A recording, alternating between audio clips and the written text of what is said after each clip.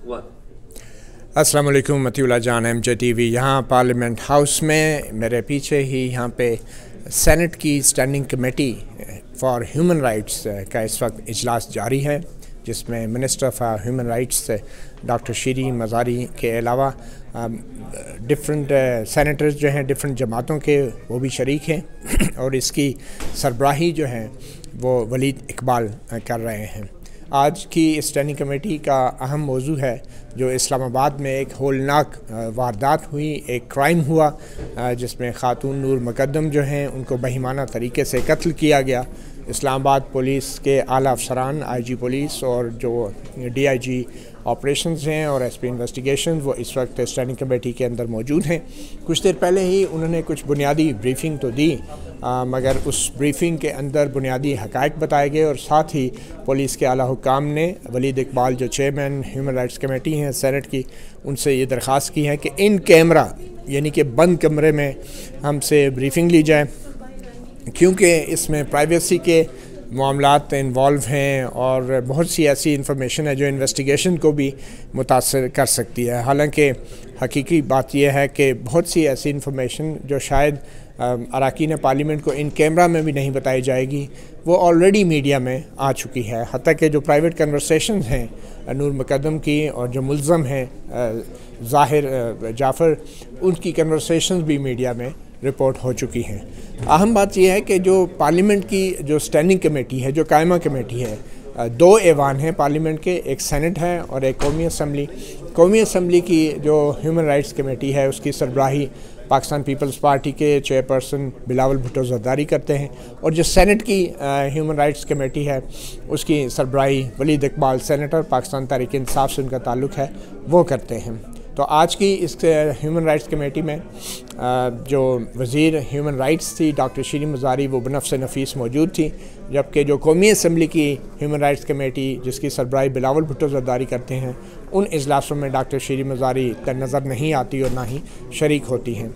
तो आला पुलिस अफसरान जब आज स्टैंडिंग कमेटी के अंदर आए तो उनसे मुख्तलिफ़ सवालात किए गए और उनकी उस दरख्वास्त को भी कमेटी के अरकान से शेयर किया गया कि इन कैमरा वो ब्रीफिंग देना चाहते हैं, मगर इस पे मुशाहिद हुसैन सैयद जो मुस्लिम लीग नून के सेनेटर हैं उनकी तरफ से तजवीज़ आई कि इस ब्रीफिंग को दो पार्ट्स में कर लें। एक बुनियादी कुछ पार्ट्स हो जाएं जिसमें जो बेसिक फैक्ट्स हैं वो बता दिए जाएं, मीडिया क्योंकि कमेटी रूम के अंदर मौजूद है तो मीडिया के सामने बता दिए जाएं, और जो इन कैमरा ब्रीफिंग है उसके बाद वो कर ली जाएगी।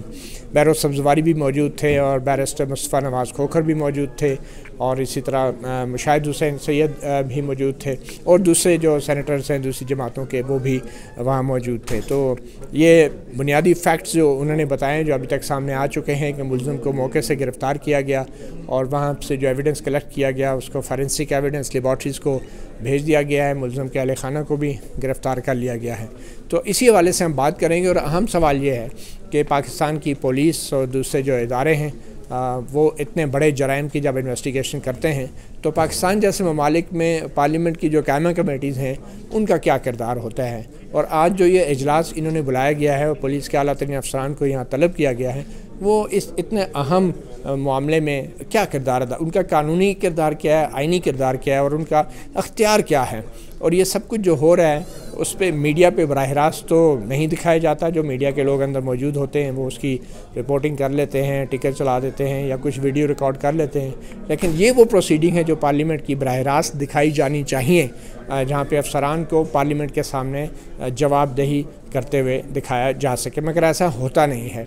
मगर इसके बावजूद MJtv आपको ये प्रोसीडिंग ज़रूर दिखाएगा और इस प्रोसीडिंग को दिखाने से पहले आपको मुख्तसर हाइलाइट्स बताते हैं आज की जो कायमा कमेटी की प्रोसीडिंग में। फिर उसके बाद हम आपकी मुलाकात कराएंगे जो एक हमारे सीनियर रिपोर्टर हैं, कोर्ट रिपोर्टर हैं साकिब बशीर, और साकिब जो हैं वो एक्सप्रेस ट्रिब्यून के लिए रिपोर्टिंग करते हैं और हाई कोर्ट में भी, और इस खासकर नूर मुक़द्दम के केस को वो डिस्ट्रिक्ट कोर्ट में ट्रायल कोर्ट में भी देख रहे हैं और इसकी रिपोर्टिंग कर रहे हैं। फिर उसके बाद हम आपकी मुलाकात कराएंगे पार्लियामेंट के एक सीनियर रिपोर्टर जो पार्लियामेंट को और कायमा कमेटीज़ को कवर करते रहे हैं, एजाज़ सैयद, और फिर आपको बताएंगे कि आखिर पार्लियामेंट का इस तमाम मामले में क्या किरदार माजी में रहा है और कायमा कमेटीज़ अब क्या कर सकती हैं।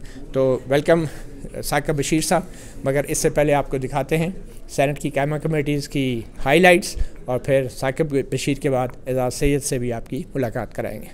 اسلام آباد میں یہ ایکچولی اتنا بروٹل مرڈر پہلی دفعہ نہیں ہوا. 1998 میں نینا عزیز کا کیس تھا which happened, jidhar her body was chopped, body was found in the head was found in the park in the green area, and the body was found hidden in the cupboard. تو یہ پہلی دفعہ ظلم نہیں ہوا اس طرح کا. اس وقت police didn't do much as far as I know. Media کا اس وقت انٹرسٹ نہیں زیادہ تھا. اس وقت سوشل میڈیا نہیں تھا. اس 1998 کی میں بات کر رہی ہوں. بٹ آئی ریمبر ان اسلام آباد وہ جب ہوا تھا. تو اب میں سمجھتی ہوں کہ social media, social pressure, civil society pressure بہت اسینشل ہے to keep the police investigating also and to see that they are brought to justice. میں سمجھتی ہوں کہ I spoke to the family, I've been in touch with them. They are actually, other than the privacy issue, they are happy with the way the police is proceeding. It's across the provinces, this disease. It's not confined to a particular class, it's not confined to a particular province. And therefore, میرے view میں ایک provincial coordination بھی زیادہ ہونی چاہیے on these crimes, because this is something that is widespread in the country.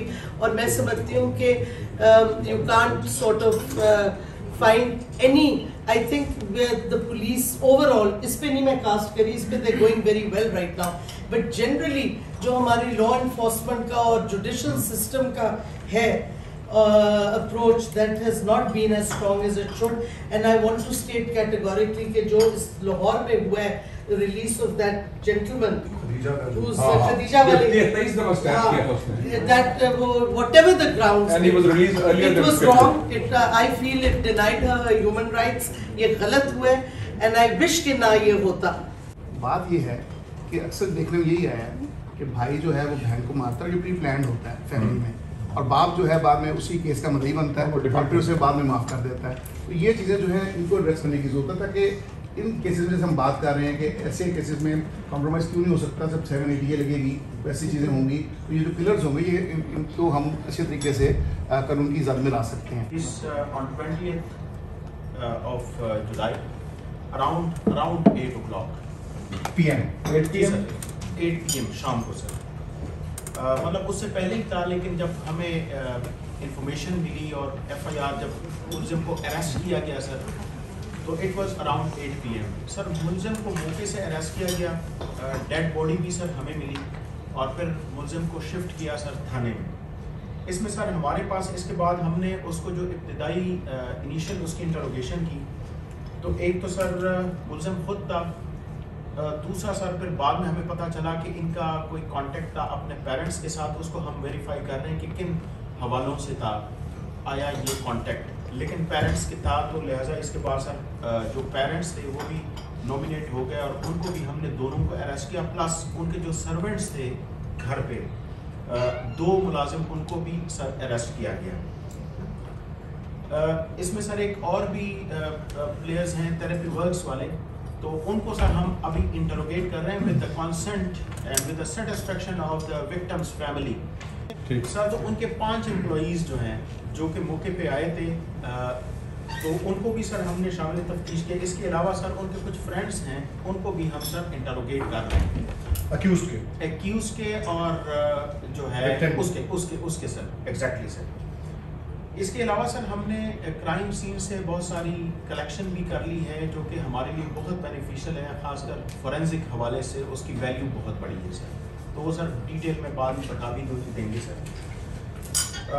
اس کے علاوہ سر اس کے جو فورینزک ایویڈنس کے کلیکشن کے بعد جو کنسرنڈ فورینزک لیبارٹریز ہیں سر, ان کو بھجوا دی ہیں تاکہ کل کو پروسیکیوشن کے لیے بھی اس میں ایشو نہ ہو سکے. سر ہم نے یعنی اسلام آباد پولیس نے سر ایک ریکویسٹ اپنے اینڈ پہ سر بھیجی تھی, اور کہ جو ایکیوز ہے اس کو PNIL میں پلیس کیا جائے, تو سر پروبیبلی وہ بھی ہو گیا سر.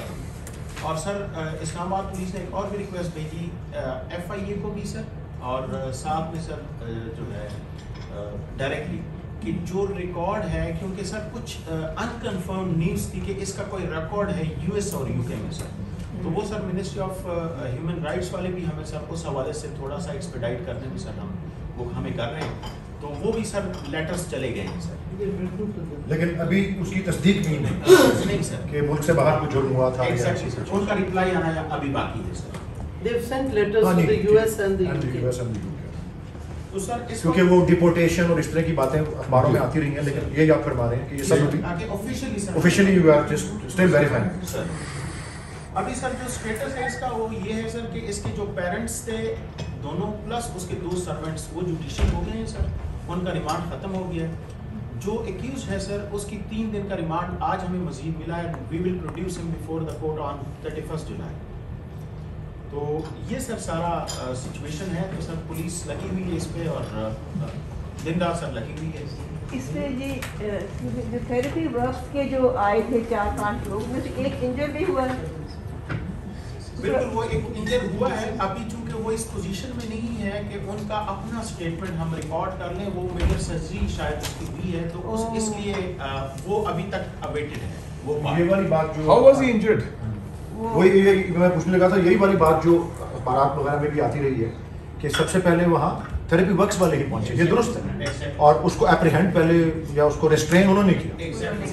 who summoned the therapy works to the accused house? The mother, the guard, actually the guard rang up the mother, and the mother, instead of calling the police, sent the place where she worked to go and check. So the guard, I'm not sure if it's correct, but कोई बच्चों के friends भी who wanted to get in were not allowed in by the guard, but I don't know. But anyhow, therapy works people were allowed to go inside the house by the guard, and one guy went and he was attacked by the murderer, and he's injured. उसको कोई knife लगी है liver में या कहीं. So before the police arrived, the therapy works were already there. Then therapy works called the police apparently after they were injured. What time did the therapy works arrive in the accused house? Mr. Chairman, Senator Sabzwari, अब henceforth this meeting has to be declared as in camera. तो मेरी दरख्वास्त है। Welcome back Matiullah जान MJtv। आपको नूर Muqaddam case के हवाले से जो सेनेट में कायमा कमेटी की प्रोसीडिंग्स हो रही हैं उनके बारे में अपडेट दे रहे हैं। साकिब बशीर साहब, आप तो बहुत पहले से इस केस को कवर कर रहे हैं। जो कुछ IG पुलिस या DIG ऑपरेशन ने जो SP इन्वेस्टिगेशन है उन्होंने अभी तक बताया है, उसके क्या समझते हैं आप कि इतना कुछ तो मीडिया में ऑलरेडी आ चुका है, तो ये जो प्ली ली गई है कि जी प्राइवेसी के मामलात हैं और इन्वेस्टिगेशन मुतासर होती है, इस वजह से इसको इन कैमरा कर दिया जाए, ये इन कैमरा और खुफिया क्यों रखा जा रहा है? क्या इसमें इसकी वजह वो जाफ़र ब्रदर हैं जो बड़े ताकतवर पाकिस्तान के बिजनेसमैन हैं, और यहाँ पे MNAs को भी मैंने सुना वो भी उन्होंने इस प्राइवेसी को इशू बना के और इन्वेस्टिगेशन को इशू बना के कहा कि ब्रीफिंग को इन कैमरा रखा जाए। तो क्या इसमें जो मुलज़म पार्टी है उसका असर ज़्यादा कार फरमा है या वाकई कुछ ज़ाब्ता अखलाक है या कोई कानून या रूल ऑफ लॉ की बात हो रही है? जी बिल्कुल, मैं थोड़ा सा आपको पीछे लेके जाऊंगा। उस्मान मिर्ज़ा केस की इंटीरियर की कमेटी थी, वहाँ पे ब्रीफिंग दी थी, यही IG थे, यही SSP इन्वेस्टिगेशन थे, और ओपन जो थी वो ब्रीफिंग, और उसमें सब कुछ बताया गया, और उसमें भी विक्टिम फैमिली भी थी और सब कुछ था। मेरा ख्याल है जो उन्होंने प्ली ली है कि फैक्ट्स ठीक नहीं जा रहे मीडिया पे, तो जब फैक्ट्स ठीक नहीं जा रहे तो आप भी इन कैमरा करेंगे तो फैक्ट्स ठीक कैसे होंगे? एक चीज़। दूसरी बात कि ऑफ द रिकॉर्ड जितनी भी चीज़ें आ रही हैं मीडिया पे, इंक्लूडिंग मी, हमारे पास भी जो बहुत सारी मालूमात आती हैं ऑफ द रिकॉर्ड, तो वो पुलिस से आ रही हैं, पुलिस के हाई ऑफिशियल से आ रही हैं, सोर्सेज। यस, ऐसी बात नहीं है कि वो है ही नहीं है, एग्जिस्ट लीक की जा जी, लीक की जा रही हैं, बिल्कुल लीक की जा रही हैं। अगर बात करें केस की जो प्रोसीडिंग्स हैं, 4 हियरिंग्स हो चुकी हैं अभी, जो ट्रायल कोर्ट में 4 हियरिंग्स हो चुकी हैं। उसमें जो पहली 2 हियरिंग्स के बाद उनके पेरेंट्स को भी गिरफ़्तार किया गया।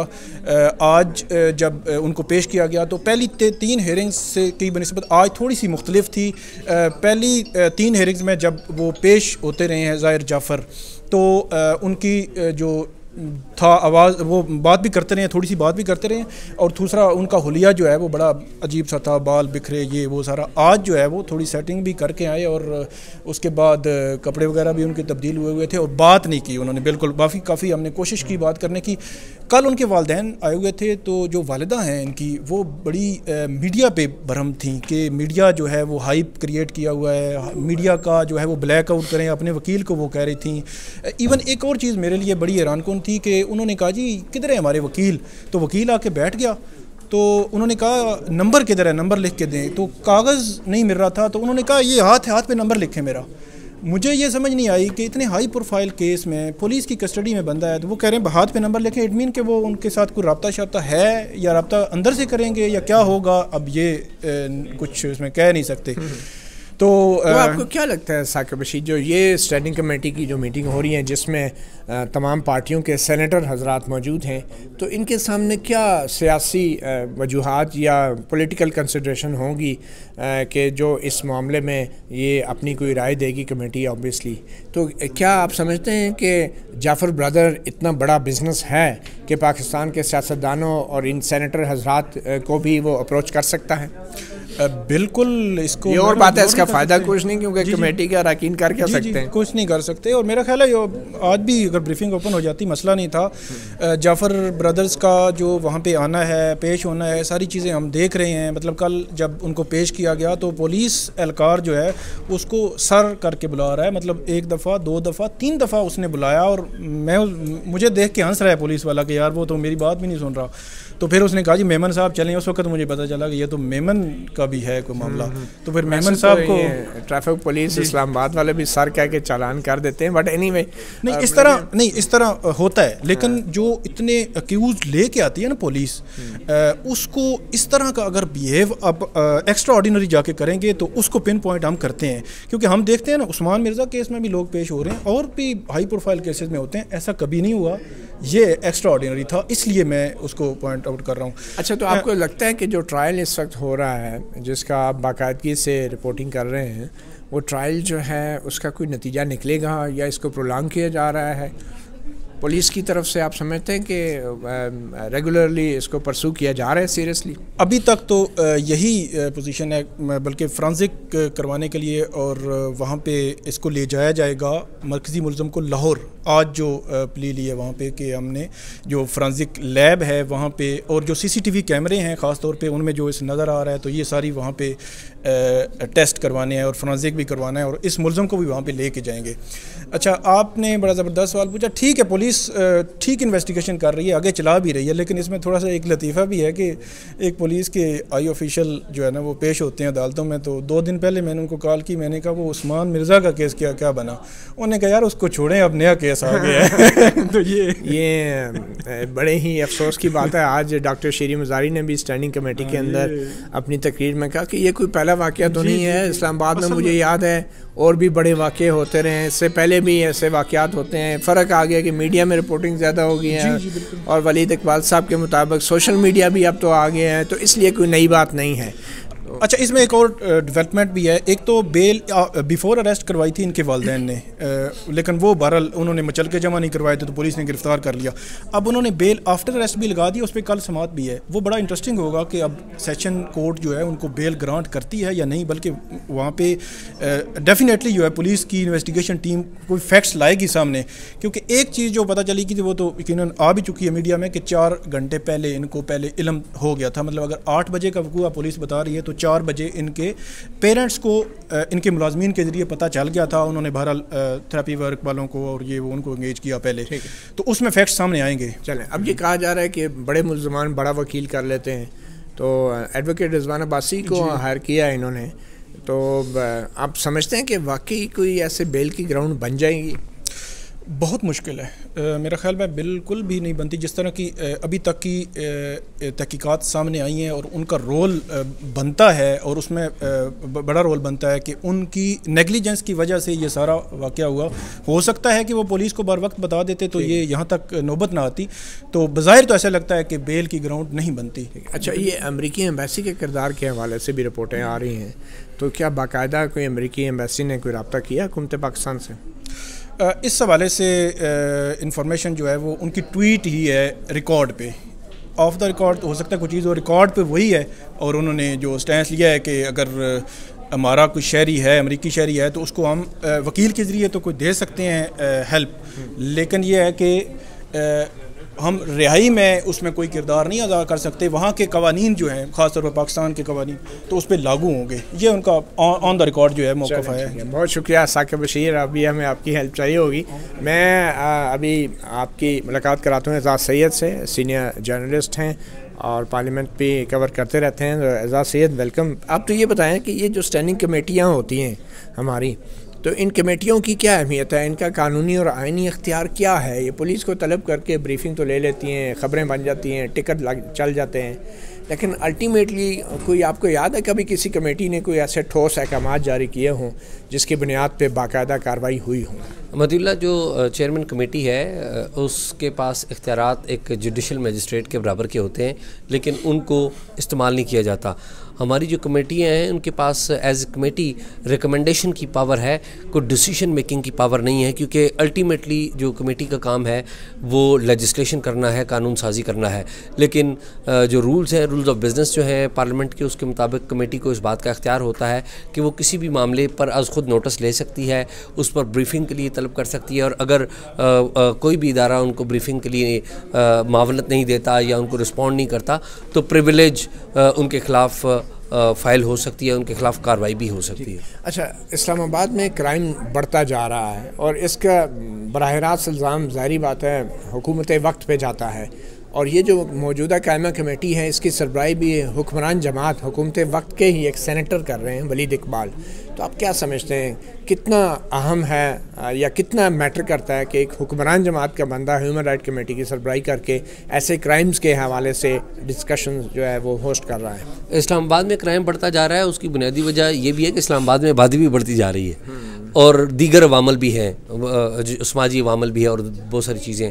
इस मौजू पे हमने बड़ी आवाज़ उठाई थी उस वक्त भी जब इनको चेयरमैन बनाया जा रहा था, और इस पर अपोजिशन जमातों ने बड़ा गैर ज़िम्मेदाराना किरदार अदा किया था। पाकिस्तान पीपल्स पार्टी ने, पाकिस्तान मुस्लिम लीग नून ने, बिलखसूस मुस्लिम लीग नून ने बारगेन कर ली थी, ये पार्टी देकर डिफेंस की कमेटी जो है वो हासिल कर ली थी। और मुशाहिद हुसैन साहब आज इसके एज अ मेंबर बैठे हुए थे। मुशाहिद हुसैन साहब जो कि डिफेंस कमेटी डैमेज कंट्रोल किया कुछ, तो वो इसमें मेंबर है। तो इशू ये है कि हुकूमती रुकन ख़ुद कैसे अकाउंटेबिलिटी कर सकता है इस जैसे अहम मामले की। और एक और इस मामले में अहम मामला इस मामले से जुड़ा हुआ है, वो ये है कि जो सैनेट की कायमा कमेटी बराए इंसानी हकूक़ थी, ये फंक्शनल कमेटी हुआ करती थी और अब ये सिर्फ कायमा कमेटी रह गई है। तो फंक्शनल कमेटी तो वो होती है जिसको जो हर वक्त एक्टिव रहती है, वो कार्रवाई भी कर सकती है, एक्शन भी ले सकती है। अब ये रिड्यूस होकर सिर्फ स्टैंडिंग कमेटी रह गई है और इसके दांत जो हैं, इसके पंजे हैं, वो निकाल दिए गए हैं और गुफ्तन नशस्तन और बर्खास्तन वाली सूरत हाल है। ये बर्खास्तन वाली बात से याद आया कि डॉक्टर शीरी मज़ारी जो मिनिस्टर फॉर ह्यूमन राइट्स हैं वो भी बनफ्स नफीस इस मीटिंग में शरीक हुई, जो कि कौमी असम्बली की जो कायमा कमेटी है ह्यूमन राइट्स की बिलावल भुट्टो जरदारी साहब की सरबराही में, उस मीटिंग में ये नहीं अटेंड करती। मैंने जितनी मीटिंग्स देखी उसमें नहीं आई डॉक्टर शीरी मज़ारी।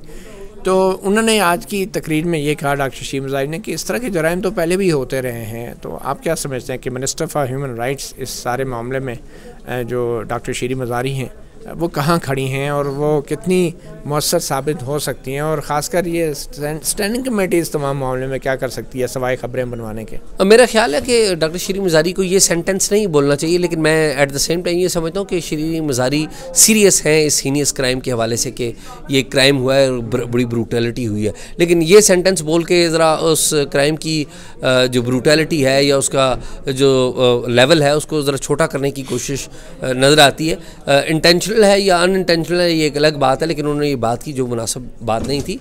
जब भी कोई भी क्राइम हो वो सीरियस होता है, उसको सीरियस लेना चाहिए, उसे मंतकी अंजाम तक पहुंचाना चाहिए। बदकिस्मती ये है कि हमारी जो स्टैंडिंग कमेटीज़ हैं वो ब्रीफिंग से बढ़कर कुछ भी नहीं है। ब्रीफिंग पुलिस ने क्या दे दी, एक सरकारी वर्जन अगेन। इसमें पुलिस की नेगलिजेंस क्या है? पुलिस की नेगलिजेंस ये है कि जो थेरेपी वर्कर जिसको ज़ख्मी किया गया है, जो ज़िंदगी और मौत की कश्मकश में है, पुलिस ने आज तक उसका मुकदमा ही नहीं दर्ज किया। जो मरकज़ी FIR में तो उसका जिक्र ना होने के बराबर है। ये एक अलग एक केस था। फिर उस पर पुलिस ने क्या किया है अभी तक कोई, मगर वो पहला ऐनी शाहिद था जाए वक़ुआ का, और he is the most important witness of what happened। जी बिल्कुल मोस्ट इम्पॉर्टेंट विटनेस, और ये वो बंदा है जिसने अपेरेंटली जो अब तक मालूमात हैं उसने उस लड़की को बचाने की कोशिश की है। और उस ने खिड़की तोड़ कर अंदर दाखिल होने की कोशिश की, जिसके ऊपर उससे पहले फायर किया गया, फायर नहीं चला तो छुरियाँ मारी गई। तो और फिर एक और मामला ये है कि अब ये कह रहे हैं कि जी हमने तो जो थेरेपी वर्कर्स हैं या उनका जो बिज़नेस है, जो भी उनका काम है, हमने उनको बंद कर दिया है, हम उनके बंदों को शामिल तफ्तीश करने की बात तो ठीक है, अभी ज़िला इंतज़ामिया ने क्यों बंद कर दिया, उसके ऊपर क्या चार्ज था, उन्होंने क्या गलती की। तो हम एक वो जिसे कहते हैं ना कि एक तरफ जब चल पड़े तो बिल्कुल रोनते चले जाते हैं। तो मेरे ख्याल में ये बताएं, आप पार्लियामेंट को काफ़ी अरसे से कवर करते रहे हैं, जाफ़र ब्रदर बड़ा नाम है, कारोबारी नाम है, तो समझते हैं कि सियासतदान जो हैं इन कारोबारी हलकों के किसी भी वजह से दबाव में आ सकते हैं और ये जो कमेटी प्रोसीडिंग्स हैं इन पे भी असर अंदाज हो सकते हैं, जाफ़र ब्रदर्स जैसी इंडस्ट्रीज़ और बड़े जो कारोबारी लोग हैं या इंडस्ट्रीज़ जो नाम है। ना सिर्फ जाफ़र ब्रदर्स बल्कि आदम जी इंडस्ट्रीज़ का नाम भी आपने सुना होगा, जो असमत साहब हैं, उनके बारे में बताया जाता है कि आदम जी जो फैमिली है उनसे ताल्लुक़ रखती हैं, और जो इनके शौहर हैं, मुलज़म के जो वालिद हैं, वो जाफ़र ब्रदर्स से ताल्लुक़ रखते हैं। तो हमारी जो बिज़नेस है उसका हमारी सियासत से बड़ा ताल्लुक़ रहा है और ताल्लुक़ है भी। हमारे जो बिज़नेसमैन हैं वो सियासतदानों को, पॉलिटिशियंस को, सियासी जमातों को वो फ़ंड करते रहते हैं। इस केस में क्या होगा मुझे नहीं पता क्या होगा, लेकिन ये एक ट्रैक रिकॉर्ड मौजूद है कि बिज़नेस जो है वो पार्लियामेंट में अपनी मनपसंद की जो लेजिस्लेशन करने के लिए फंडिंग करता है, मनपसंद की हुकूमतों जिनके साथ उनकी अंडरस्टैंडिंग होती है उनको फ़ंड करता है। तो इन्फ्लुएंस हो सकती है मामले, लेकिन असल मामला वो पार्लियामेंटेरियंस के हाथ में नहीं है, असल मामला पुलिस के हाथ में। और पुलिस जो है वो मैं नहीं समझता कि प्रोसिक्यूशन के एतबार से डिपेंडेबल इदारा है। ठीक है, अच्छा, पार्लियामेंटेरियंस जब ये कहते हैं कि जाफ़र ब्रदर्स या जो विक्टिम फैमिली है उनकी प्राइवेसी मुतासर हो रही है और ये इन कैमरा होना चाहिए, जैसे कि हमने देखा बैरो सब्ज़वारी भी सपोर्ट कर रहे थे कि जी इन कैमरा कर दें, मीडिया के सामने ना करें, बैरिस्टर मुस्तफ़ा नवाज़ खोखर भी कर रहे थे, उसकी कानूनी वजह तो समझ आती है, मगर पार्लियामेंट की एक ओपन स्टैंडिंग कमेटी है जिसमें मीडिया भी है, तो उसमें ये खुफिया ब्रीफिंग की बात कुछ समझ नहीं आई, क्योंकि बहुत सी मालूमात तो ऑलरेडी मीडिया में आ चुकी हैं। तो ये खुफिया ब्रीफिंग के हवाले से जो फ़ैसला आज हुआ है इसके बारे में आप क्या कहेंगे बतौर एक जर्नलिस्ट? मतिउल्लाह, ये फ़ैसला तो ज़ाहिर है उनका, और बतौर जर्नलिस्ट मैं तो ये चाहूँगा कि कोई चीज़ खुफिया ना हो, लेकिन मैं एट द सेम टाइम इस वाक़े के हवाले से कुछ ऐसी मालूमात भी हैं जो इस तरह इस नोयत की हैं जो मैं आपके टीवी चैनल पे भी शायद नहीं बयान कर सकूं, या और साकिब को भी मालूमात थी ये जो, कि वो कुछ ऐसी मालूमात भी हैं कि एक इसमें यंग लड़की वफ़ात पा गई है, उसे ब्रूटली कत्ल कर दिया गया, उससे मुंसलिक ऐसी बातें हैं जो इस सारे क्राइम में, इस सारी कहानी में उनका एक किरदार है।